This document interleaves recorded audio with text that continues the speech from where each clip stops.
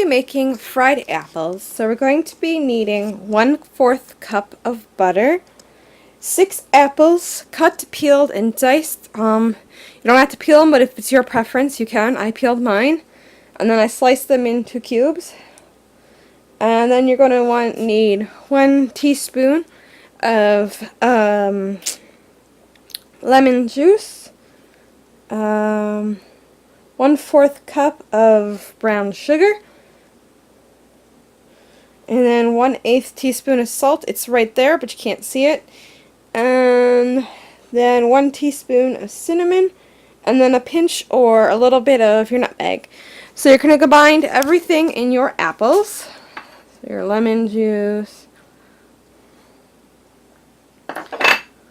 your brown sugar, except your butter. Don't put your butter in there. That's for the frying. Oh, and you're going to need a frying pan too. You're going to mix everything up, and it should look like this. And then you're going to let this sit for a couple of minutes to let it marinate, and then I'll take you to the next step. Next, you are going to melt your butter. So we'll melt our butter up.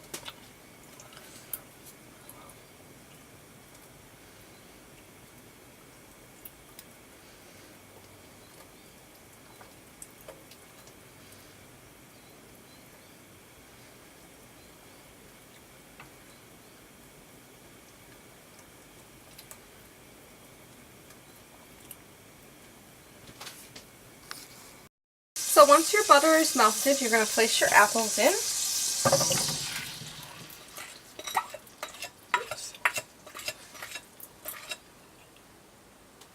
And you're going to mix it around in here.